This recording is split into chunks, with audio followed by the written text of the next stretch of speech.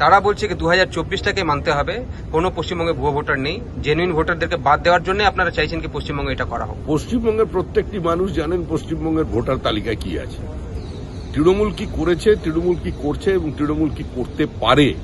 আজকে পশ্চিমবঙ্গের মানুষ সে বিষয়ে সচেতন। আমরা 17 লক্ষ ভুয়ো ভোটারের কথা বলেছি, তাই আর হতে দিন, সংখ্যাটা আরো বাড়বে।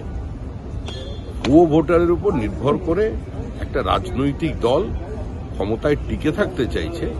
এর থেকে দুর্ভাগ্যজনক পরিস্থিতি সংসদীয় রাজনীতিতে বা কোনো গণতান্ত্রিক ব্যবস্থায় হতে পারে না। আমরা কারা?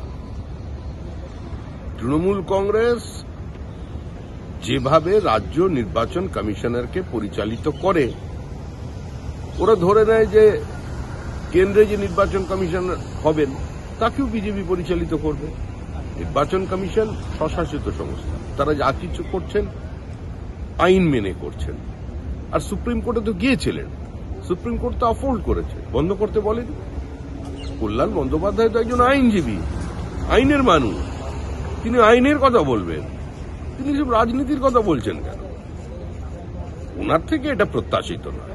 আর আমি গ্রামে গেছি কি যাইনি, উনি যে কেন্দ্র থেকে নির্বাচিত হয়েছেন সেখানে যারা তৃণমূল কংগ্রেস কর্মী আছেন তারাও এর উত্তর দিয়ে দেবেন।